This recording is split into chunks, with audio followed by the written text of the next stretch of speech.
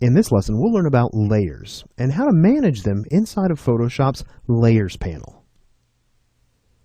Okay, great. So this is the Lesson 7 Begin file. Go ahead and open that up and you'll be able to follow along with me. So it's important to understand that really the strength in creating artwork here inside of Photoshop is in Photoshop's ability to stack layers on top of one another to basically create the artwork. So in the case of this particular file, there's 3 different layers in this file. If we check over here inside our layers panel, right over here on the right. Now, you can kind of see the way this has been broken down is we have our background, kind of this blue ocean water.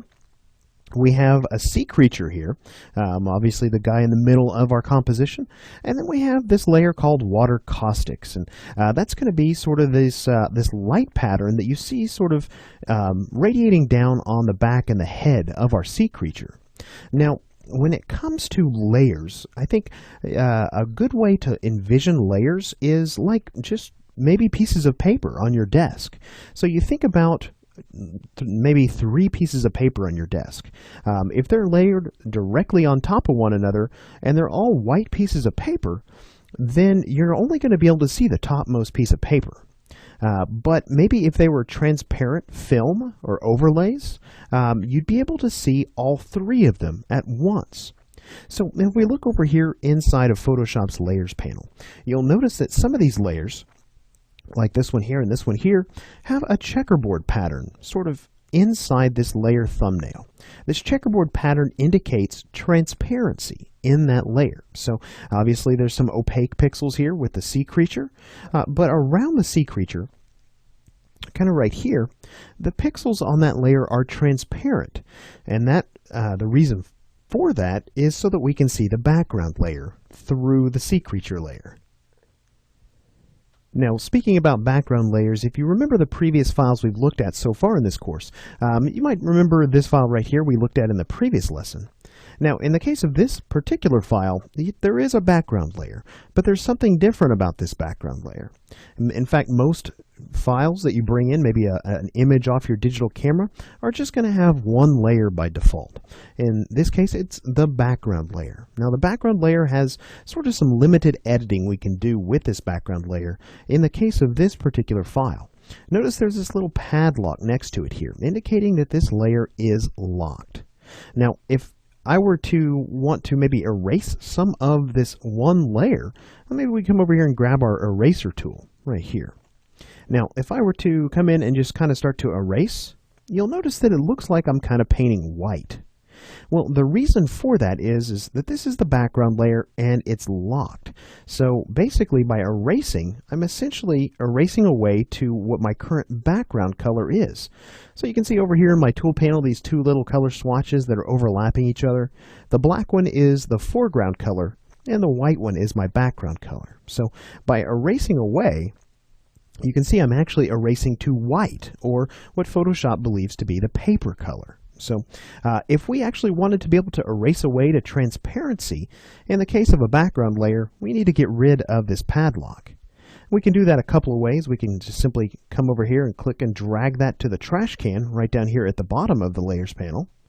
And you'll notice that it's no longer titled Background anymore. It's now called Layer 0. So if I were to come in and use my same eraser tool on it at this point, you can see that I can begin to erase away, and we're seeing that same checkerboard pattern indicating transparency. So this is basically, if you were to think about it in terms of sheets of paper on your desk, we just created a hole in our sheet of paper. We just basically punched a hole in it.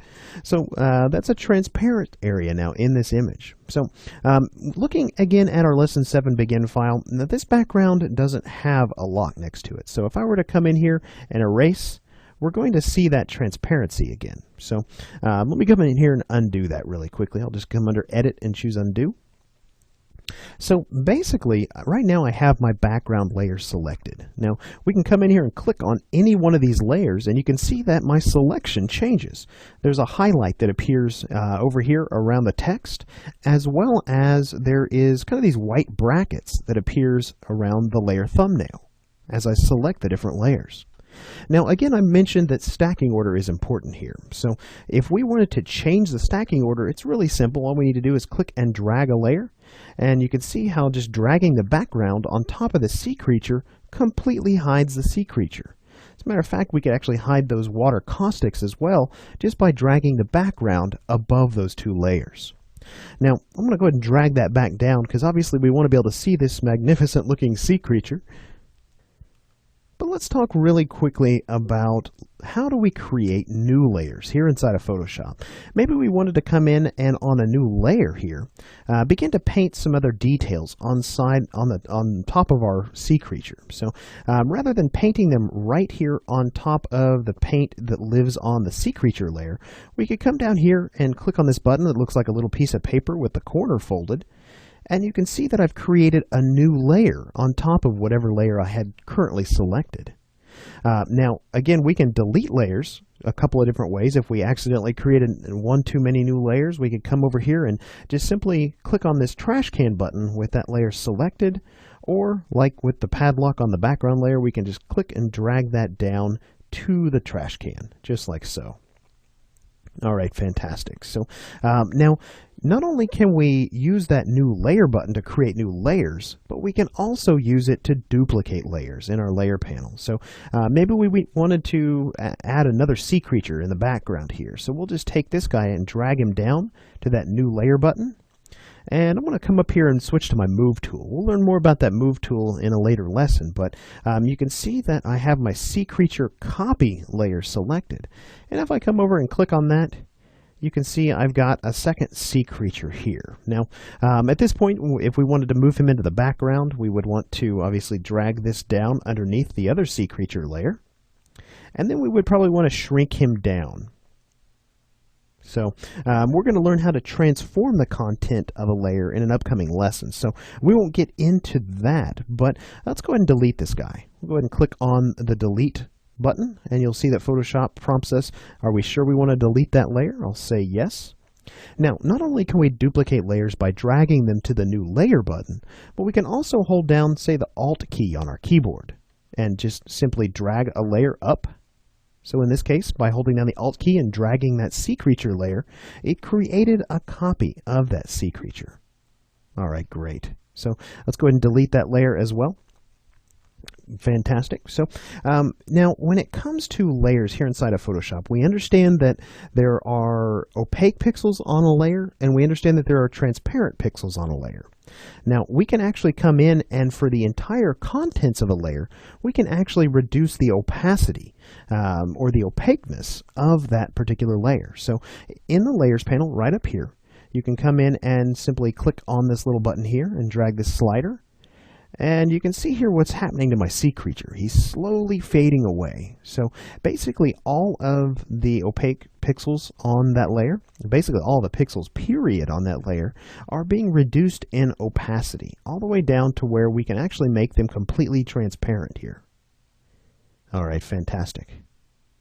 So with that said, I want to go ahead and ramp him all the way back up to 100 here. You see these little eyeball icons out to the sides?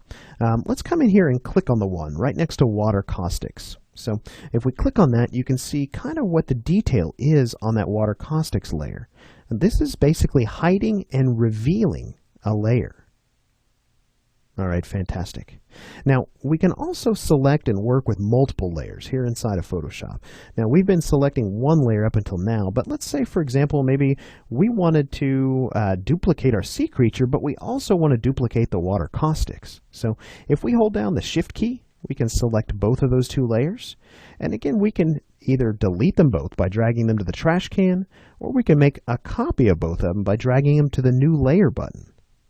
And you can see here we have now two copies of our sea creature and our Water Caustic. So if I were to grab this and move it around, you can see now we also have a duplicate of that caustic detail on top of our sea creature like before. So let's go ahead and delete those two layers here. And there we go. Fantastic. Now, if you're wondering how we got these layers named like this, it's actually very, very simple to rename a layer. So in the case of the Water Caustics, all you need to do is double click on the name, and you can see here we can actually come in and type a new name for that. All right, So now, like I said, there's really a lot of functionality here inside the Layers panel, but we get progressively more and more advanced from here.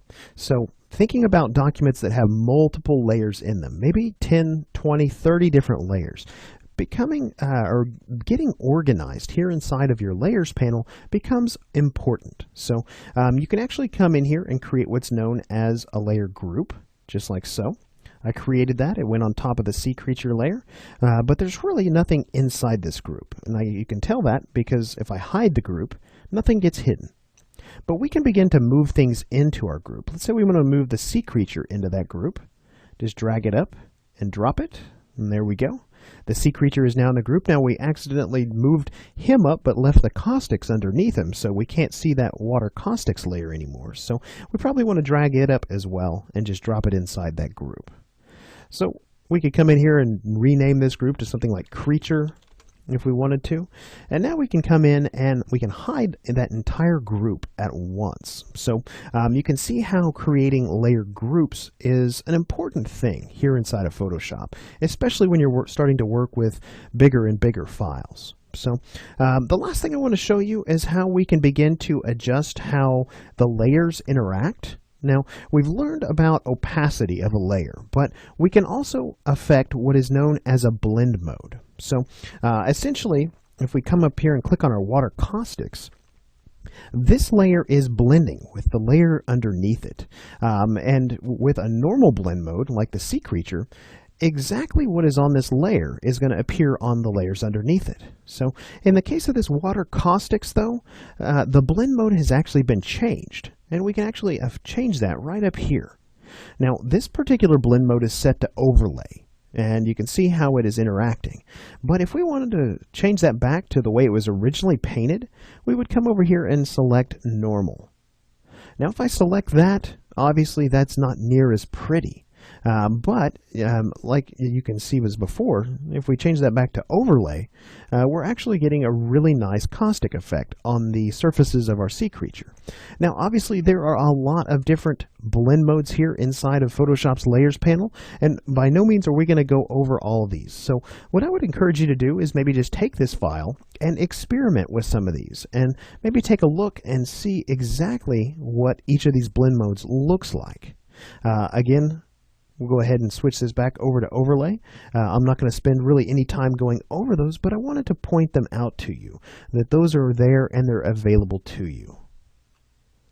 All right, great. So with that said, I want to spend one more lesson kind of looking at some of the features inside the layer panel. We want to look in the next lesson at what's known as a layer style, and we're going to learn how we can use those to enhance the content of our layers. So we'll do that in the next lesson.